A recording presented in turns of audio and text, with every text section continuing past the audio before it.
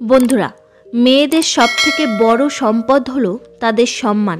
কোনো মেয়ে যদি দেখতে খারাপ হয় তাতে তার সংসারে কোনো ক্ষতি হয় না, কিন্তু যদি তার চরিত্র খারাপ হয় তাহলে তার সংসার ধর্ম সব কিছু শেষ হয়ে যায়। তার সাথে সাথে সেই মেয়েকে যে বিবাহ করেছে তার জীবনও শেষ হয়ে যায়। তাই বিবাহের আগেই মেয়েদের চরিত্র জেনে বিবাহ করা উচিত। কিন্তু একটি মেয়েকে বাইরে থেকে দেখে কিভাবে চিনবেন? তাই আপনাকে মেনে চলতে হবে কিছু কথা। ভালো ভদ্র মেয়েরা সমাজের জন্য এবং তার পরিবারের জন্য গর্বের কারণ হতে পারে, আবার কোনো খারাপ মেয়ে হতে পারে দুর্ভাগ্যের কারণ। বন্ধুরা, আজকের এই কাহিনী থেকে জানতে পারবেন চরিত্রহীন মেয়েদের লক্ষণগুলি সম্পর্কে। কাহিনীটি অবশ্যই সম্পূর্ণ শুনবেন। কাহিনীটি আপনাকে অনেক ভালো তথ্য এবং শিক্ষা দেবে। তাহলে চলুন শুরু করা যাক। একবার একটি সন্ন্যাসী তীর্থযাত্রায় যাচ্ছিলেন। পথে যেতে যেতে সন্ধ্যা হয়ে যায়। তারপর তারা একটি সরাইখানার দিকে যায়। একজন তাঁতি তার স্ত্রীকে নিয়ে কোথাও যাচ্ছিলেন। সন্ন্যাসী লোকটিকে বলেন, ভাই, আমি একজন পথিক, আমাকে আরও অনেক দূর যেতে হবে, কিন্তু ততক্ষণে অনেক রাত হয়ে যাবে, তাই আমি আজকে আর যেতে পারবো না।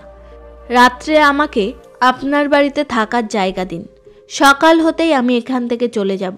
সন্ন্যাসী তাকে এভাবে অনুরোধ করার পর ওই তাঁতি বলে যে, কোনো সমস্যা নেই, সন্ধ্যাবেলায় আপনি আমার দরজায় এসেছেন, আপনি আমার অতিথি, আর অতিথি ঈশ্বরের সমান। তাঁতি তার স্ত্রীকে বলে, এই সন্ন্যাসী আজ রাত্রে আমাদের অতিথি, তুমি ওনাকে নিয়ে বাড়ি ফিরে যাও এবং তার খাওয়ার ব্যবস্থা করো এবং তার শোয়ার ব্যবস্থা করো। তত সময়ে আমি অন্য গ্রাম থেকে মদ্যপান করে ফিরে আসব। এই বলে লোকটি চলে যায়।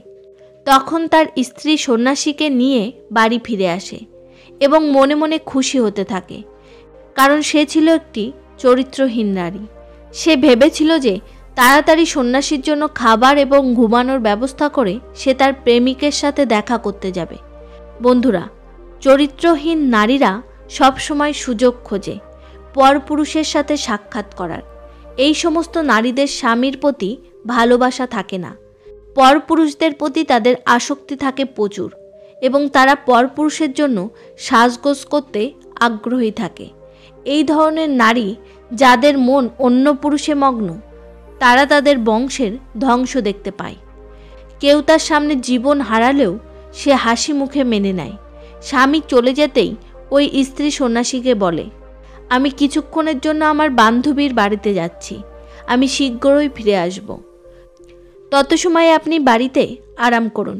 এই বলে সাজগোজ করে সে তার বন্ধুর সাথে দেখা করতে চলে যায়।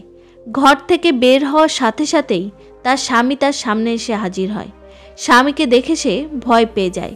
সে দৌড়ে ঘরের ভিতরে চলে যায়। তার স্বামী মাতাল ছিল, কিন্তু সে তবুও বুঝতে পেরেছিল কেন তার স্ত্রী তাকে দেখে দৌড়ে ঘরের ভিতরে চলে গেছে। কিছুক্ষণ আগে সে তার স্ত্রীকে সাধারণ পোশাকে দেখেছিল। এত তাড়াতাড়ি গয়নাগাটি পরে সে কোথায় যাচ্ছে? সে তার ছল চাতুরির উদ্দেশ্য বুঝে গিয়েছিল, কারণ তার কাছে অভিযোগ ছিল। তখন তাঁতি বলে, অনেক দিন ধরে আমি লোকের মুখে তোমার কথা শুনে আসছি, আজ নিজের চোখে তোমাকে আমি যেতে দেখেছি। এখন আমি পুরোপুরি নিশ্চিত যে তুমি আমার চোখে ধুলো দিয়ে অন্য কারোর সাথে দেখা করতে যাও। আজ আমি তোমার সাথে ভালো ব্যবহার করব। সে তার স্ত্রীকে অনেক মারধর করে এবং ঘরে একটি খুঁটির সাথে বেঁধে রাখে। মদের নেশায় তার স্বামী ঘুমিয়ে পড়ে। এদিকে ওই মহিলার স্বামীকে মদের নেশায় ঘুমাতে দেখে তার বান্ধবী তার সাথে দেখা করতে আসে আর তাকে বলে, বান্ধবী, দেবদত্ত তোমার জন্য অপেক্ষা করছে, তুমি তার কাছে তাড়াতাড়ি যাও, সে খুব রেগে আছে। ওই স্ত্রী বলে, বান্ধবী, তুমি ঠিকই বলেছ, কিন্তু এই মুহূর্তে আমি একটি কঠিন বাঁধনে আটকে আছি, ওদিকে কিভাবে যাব? আমার মাতাল স্বামী আমার পাশেই পড়ে আছে, এখন তুমিই বলো আমি কি করব? তারপর তার বান্ধবী বলে, চিন্তা করো না, তোমার স্বামী মাতাল, সকাল হওয়ার আগে সে আর জাগবে না।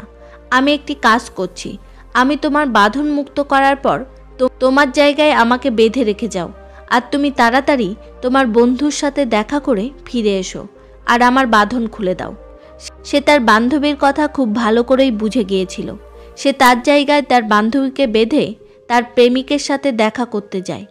তারপর এখানে হয় যে তার মাতাল স্বামী ঘুম থেকে জেগে যায়, আর তার রাগ নেশা কম হওয়ার কারণে ইতিমধ্যে কমে গেছে। আর সে তার স্ত্রীকে বলে, আজকের পর থেকে যদি তুমি বাইরে যাওয়া বন্ধ করে দাও আর আমার সাথে ঝগড়া করা বন্ধ করে দাও, তাহলে আমি তোমার বাঁধন খুলতে পারি। ওই ব্যক্তি জানে না যে যাকে সে খোলার কথা বলছে সেটা তার স্ত্রী নয়, সে তার বান্ধবী। কণ্ঠস্বর শোনার পরেও সে কোনো উত্তর দেয় না। উত্তর না দেওয়ায় তাঁতি তার কথা আবার পুনরাবৃত্তি করে, কিন্তু সে তারপরেও কিছু বলে না।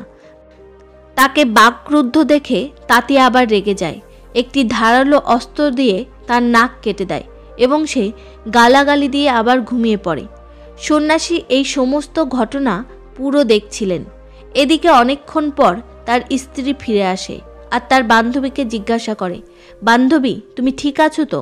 আমার চলে যাওয়ার পর এই পাপী জেগে ওঠেনি তো? তখন ওই মহিলা বলে, আমার হাতের বাঁধন খোলো, তোমার স্বামী আমার নাক কেটে ফেলেছে। তাঁতির স্ত্রী তাড়াতাড়ি তার হাতের বাঁধন খুলে দেয় আর তাকে বাড়ি পাঠিয়ে দেয়। সে তার কাটা নাক নিয়ে বাড়িতে গিয়ে তার খাটে শুয়ে পড়ে। এদিকে তাঁতি আবার ঘুম থেকে ওঠে আর তার স্ত্রীকে বলে, হে দুষ্ট স্ত্রী, তুই কি কথা বলবি? এখন তোর কানও কেটে দেব। তাঁতির স্ত্রী জোরে চিৎকার করে বলে, আরে মূর্খ, তোকে আমি ঘৃণা করি। আমার মতো সতীর নাক তুই কেটেছিস আর আমাকে বদনাম করছিস।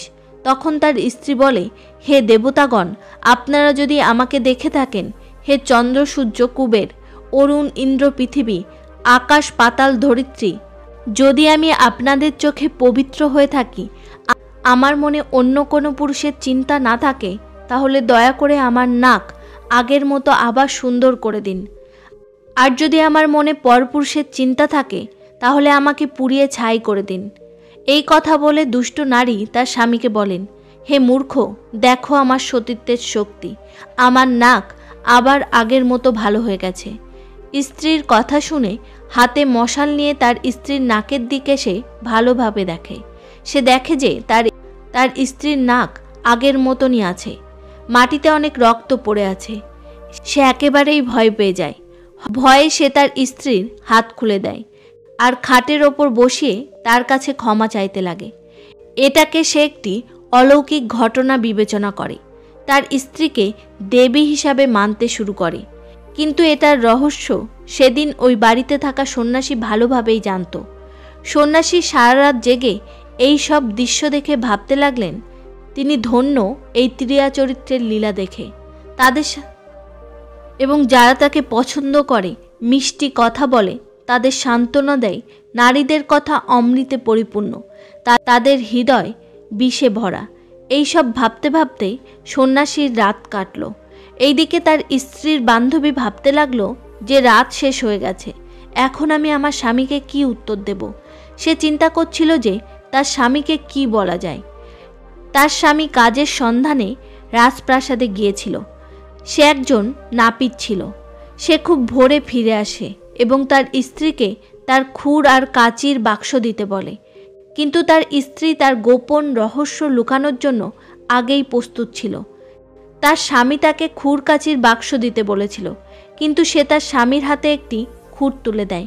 সে তার স্ত্রীর দিকে রেগে গিয়ে তাকিয়ে বলে, খুঁটটি রেখে পুরো বাক্সটি আমাকে দিয়ে দাও। সাথে সাথে সে সেই খুঁটটি তার স্ত্রীর দিকে ছুঁড়ে দেয়। তার স্ত্রী সাথে সাথে সুযোগ পেয়ে যায়। সে তার নাক চেপে দৌড়াতে দৌড়াতে ঘরের বাইরে আসে আর বলতে থাকে যে, দেখো দেখো, আমার স্বামী আমার নাক কেটে দিয়েছে, আমাকে বাঁচাও। দুষ্ট লোকটি আমার নাক কেটে আমাকে মেরে ফেলার চেষ্টা করছে। নাপিতের স্ত্রীর কান্নার আওয়াজ শুনে রাজার সৈন্যরা তাকে মারধর করে তাকে রাজদরবারে নিয়ে যায় এবং বলে যে, মহারাজ, কোনো দোষ ছাড়াই সে তার স্ত্রীর নাক কেটে দিয়েছে, তার কঠিন শাস্তি দেওয়া উচিত। রাজা নাপিতকে জিজ্ঞাসা করে, তোমার স্ত্রী কি অপরাধ করেছে যে তুমি তার নাক কেটে দিয়েছ? সে কি কোনো অন্য পুরুষের কাছে গিয়েছিল? সে কি কোনো অন্য পুরুষের সাথে কথা বলেছিল? তার কি কোনো ভুল আছে? আমাকে স্পষ্ট করে বলো। রাজার প্রশ্নের কোনো উত্তর নাপিত দিতে পারে না। তখন রাজা বুঝতে পারলেন যে তিনি বিনা অপরাধে তার স্ত্রীর নাক কেটে দিয়েছেন। যে ব্যক্তি পাপ কাজ করে সে তার কাজকে ভয় পায়। তার মুখের রং, কণ্ঠস্বর পরিবর্তন হয়ে যায়, কথা বলতে পারে না। মনে রেখো বন্ধুরা, মুখের রং ফিকে হয়ে যায়, তার কপাল ঘামতে থাকে, সে হাঁটতে গেলে পা টলমল করে, কিন্তু সে চোখ নিচু করে কথা বলে। এগুলো অপরাধী হওয়ার লক্ষণ। যখন রাজা নাপিতকে ক্রুশবিদ্ধ করার আদেশ দেন, তারপর রাজার সৈন্যরা নাপিতকে ক্রুশবিদ্ধ করার জন্য নিয়ে যেতে থাকে। সন্ন্যাসী দেখেন যে মিথ্যা অভিযোগে একটি নিরীহ নাপিতের হত্যা হচ্ছে। তখন সে নিজেকে নিয়ন্ত্রণ করতে পারে না। তৎক্ষণাৎই সে রাজার দরবারে ছুটে যায় আর রাজাকে গিয়ে বলে, হে মহারাজ, এই নাপিতের প্রতি অবিচার করা হচ্ছে। এই নাপিত একেবারে নির্দোষ, তার স্ত্রী তাকে ফাঁদে ফেলেছে। এবং সন্ন্যাসী তাঁতির বাড়িতে হওয়া ওই রাতের পুরো ঘটনা রাজার কাছে বর্ণনা করেন। সন্ন্যাসীর কথা শুনে রাজা তৎক্ষণাৎই তাঁতিকে ডাকে আর নাক কাটার কথা জিজ্ঞাসা করে। এরপর তিনি এও বলেন, রাত্রে তিনি ভুল করে এই মহিলার নাক কেটে ফেলেছেন। তিনি তাকে তার স্ত্রী ভেবে ভুল করেছিলেন। রাজা তারপর নাপিতকে ছেড়ে দেন এবং আদেশ জারি করলেন যে তাঁতির স্ত্রীর নাক কেটে তাকে এবং তার বান্ধবীকে বন্দি বানানোর জন্য। এরপর সন্ন্যাসী তার বাড়িতে ফিরতে শুরু করলেন। একজন নিরপরাধ মানুষের জীবন রক্ষা করা কোনো তীর্থযাত্রার থেকে কম নয়। দেবতারাই দুষ্ট নারীর চরিত্রকে বুঝতে পারেননি, আর তাহলে মানুষ তো কোথাকারকে। চরিত্রহীন নারীদের কিছু লক্ষণ বাইরে থেকে দেখেই বোঝা যায়। তাদের মধ্যে নির্লজ্জ ভাব আছে। লজ্জা হলো নারীর ভূষণ। নারীরা ভদ্র হলেও এর মধ্যে নির্লজ্জ ভাব দেখা যায়। অসৎ নারীরা পুরুষের চোখের দিকে দৃষ্টি রেখে কথা বলতে দ্বিধাবোধ করে না। তারা তাদের দৃষ্টি নিক্ষেপ করে পুরুষদেরকে আকর্ষিত করে। সর্বনাশের কারণ হলো এই নারীর দৃষ্টি। সমস্ত মহিলাদের থেকে সাবধান হওয়া উচিত। তারা কখনোই সম্পূর্ণ বিশ্বস্ত হয়ে উঠতে পারে না। তাই যেসব নারীরা নির্লজ্জ হয়, তাদের এই নির্লজ্জ ভাব আপনি চরিত্রহীন নারী চেনার উপায় হিসেবে ব্যবহার করতে পারেন। বন্ধুরা, স্ত্রীরা পরকীয়া করলে তার মধ্যে পরিবর্তন লক্ষ্য করতে পারবেন। দেখবেন তিনি আর আপনাকে পাত্তা দিচ্ছেন না, বরং এড়িয়ে যাওয়ার চেষ্টা করছেন। আপনার বিষয়ে কিছু শুনতে বা জানতে আগ্রহী নয় সে।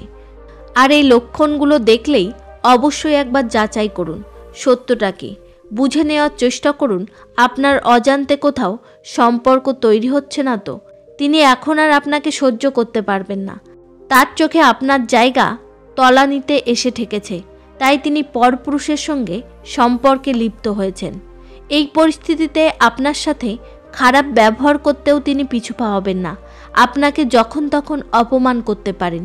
স্ত্রীর মধ্যে হঠাৎ করে এমন পরিবর্তন দেখলে সম্পর্ক নিয়ে অবশ্যই সচেতন হন। অনেক সময় দেখা যায় যে পরকীয়ায় যুক্ত ব্যক্তিরা সবার সামনে ফোন ধরতে চান না। এদের মধ্যে ধরা পড়ে যাওয়ার ভয় থাকে। স্ত্রী যদি আপনার থেকে লুকিয়ে ফোনে কথা বলে, তাহলে একটু সাবধান হয়ে যান। চেষ্টা করুন সেই কাজের পিছনের কারণটা জানার। আপনি চাইলে সরাসরি তাকে প্রশ্ন করতে পারেন। তার উত্তর শোনার পরেই কোনো সিদ্ধান্তে আসুন। পরকীয়া করার সময় মানুষের হুঁশ থাকে না। তারা একটি অদ্ভুত টানে এই ভুল কাজটি করতে থাকে, আর এর থেকে বাঁচার জন্য কথায় কথায় মিথ্যা বলে। আপনার স্ত্রী যদি সব বিষয়ে মিথ্যা বলতে শুরু করে, তখন সচেতন হন। বিশেষত তিনি যদি বাইরে যাওয়া আসা নিয়ে মিথ্যা বলেন, তবে একটু তলিয়ে দেখতে হবে। আপনাকে মিথ্যা বলে বাইরে গেলে সে যদি আপনাকে অপছন্দ করে, তিনি নানা রকম বাহানা বানাতে পারেন। তিনি আপনার সঙ্গে অন্য পুরুষের তুলনা টানতে পারেন, যে অন্যরা পারে আর আপনি পাচ্ছেন না, এই ধরনের কথা বলতে পারেন। স্ত্রীর মুখে এমন কথা শুনলে বুঝবেন যে তিনি সুখী নন, কিংবা এর পিছনে অন্য কোনো খেলা থাকতে পারে। তবে এই কথাগুলোর মানেই যে স্ত্রী পরকীয়া করছে এটা ধরে নিলে হবে না। আরও বেশি অনুসন্ধান দরকার, তারপরেই সঠিক সিদ্ধান্তে আসবেন। তো বন্ধুরা, আজকের এই কাহিনী থেকে আপনারা কি শিক্ষা পেলেন সেটা কমেন্ট করে অবশ্যই জানাবেন। আর যদি ভিডিওটি ভালো লেগে থাকে, চ্যানেলটিকে সাবস্ক্রাইব করে পাশে থাকা বেল আইকনটা টিপে দেবেন। দেখা হচ্ছে পরবর্তী কোনো কাহিনীতে। তত সময় নিজের খেয়াল রাখবেন। ধন্যবাদ।